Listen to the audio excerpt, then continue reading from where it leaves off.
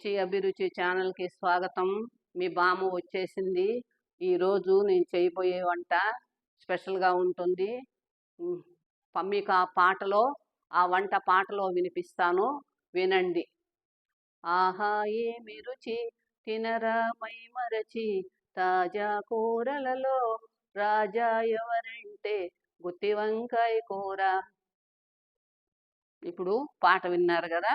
ఇప్పుడు మనము ఎలా చేసుకోవాలో గుత్తి వంకాయ కూరని మొదలు పెడతాం. ఇప్పుడు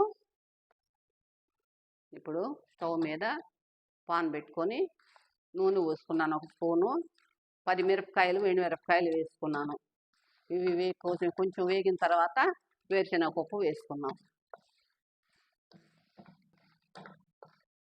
ఇప్పుడు లైట్గా మిరపకాయలు వేగినాయి. ఇప్పుడు వేరుశనగ పప్పు కూడా వేయించుకొని లైట్గా వేయించుకోవాలి, ఎక్కువ వేయకూడదు.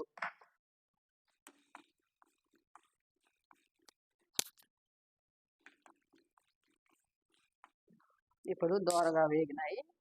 కొంచెం ధనియాలు వేసుకుంటున్నాం, కొంచెం జీలకర్ర. ముందుగా వేసుకుంటే మాడిపోతాయి. ఇప్పుడు వేగిపోయినాయి. ఇవి బాగా చల్లార్చుకున్న తర్వాత మిక్సీ పట్టుకొని అప్పుడు వంకాయలో మసాలా పెట్టుకుని చూపిస్తాం. ఇప్పుడు ఎండుమిరపకాయలు వేసిన పప్పు వేయించినవి ఇప్పుడు మిక్సీ పట్టుకున్నాం బరగ్గా. తర్వాత కొబ్బరి వేసుకున్నాము. దీంట్లో ఒక అరకప్పు కొబ్బరి, ఉల్లిపాయలు 2 ఉల్లిపాయలు, ఇవి మెత్తగా పట్టుకోవాలి.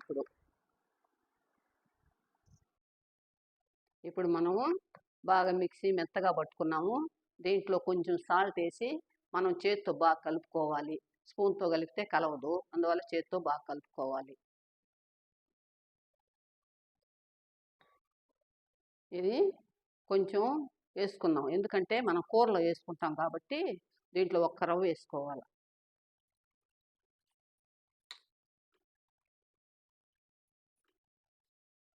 ఇది వంకాయని 4 పక్షాలుగా కోసుకున్నాము.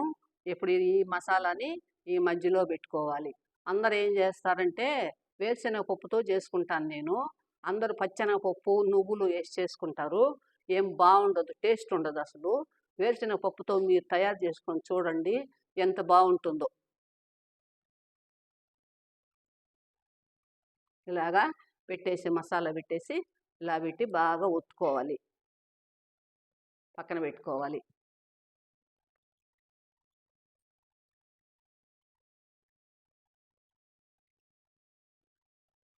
అన్ని కాయల్ని ఇదే విధంగా మసాలా పెట్టుకొని పక్కన పెట్టుకోవాలి.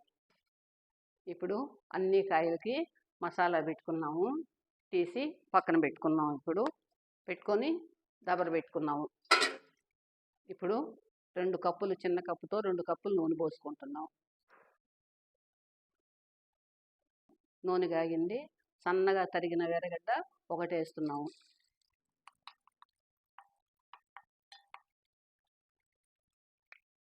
ఇప్పుడు ఎర్రగడ్డ కొద్దిగా మగ్గింది.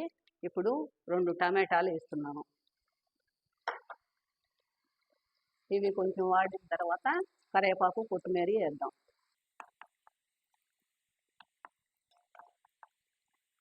ఇప్పుడు బాగా వాడింది టమాటా, కరివేపాకు కొంచెం వేసాము, కొంచెం కొత్తిమీర వేస్తున్నా, ఒక 2 స్పూన్లు సాల్ట్ వేస్తున్నా.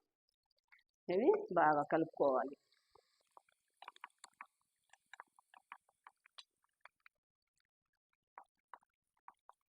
ఇప్పుడు అన్నీ బాగా వాడిపోయినాయి.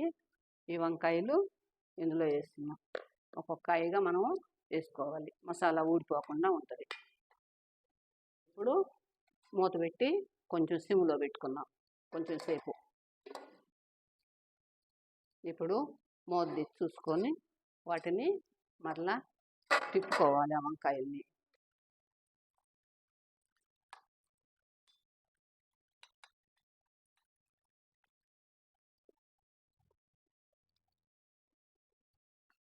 ఇప్పుడు మరలా మూత పెట్టుకొని ఒక 2-3 నిమిషాలు ఉంచుకోవాలి.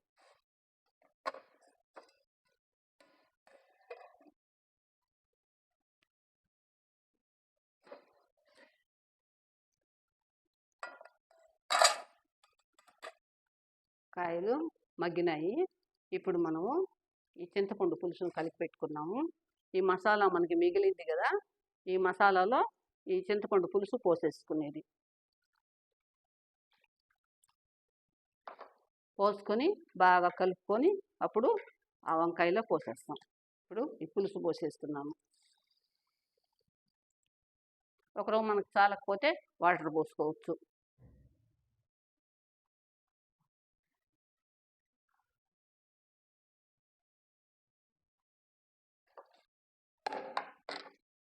ఇప్పుడు బాగా కలిపెట్టుకునేది. కాయల్ని మనము తెచ్చుకునేటప్పుడు లేత కాయలుగా చూసి తెచ్చుకుంటే బాగుంటాయి. ఇప్పుడు నేను కొంచెం ఉప్పు సరిపోయిందో లేదో చూస్తాను. ఇంకొంచెం వేయాలి, వేస్తా ఉప్పు. మంటెక్కించిన ఆయన బ్రో. ఇప్పుడు మూత తీసుకున్నాము. కూర చిక్కబడిపోయింది. ఇప్పుడు ఇంకా స్టవ్ ఆపేసేసి ఇదే మీరు కూడా ఇలాగే తయారు చేసుకొని టేస్ట్ చూడండి, చాలా బాగుంటుంది. వేరుశనగ పప్పుతో చేసుకుంటేనే చాలా రుచిగా ఉంటుంది అసలు. ఇంకా మీరు మాకు తప్పకుండా సబ్స్క్రైబ్ చేయకుండా మర్చిపోకండి. ఇప్పుడు కూర రెడీ అయిపోయింది.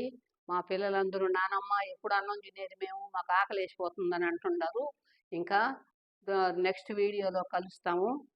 నమస్తే.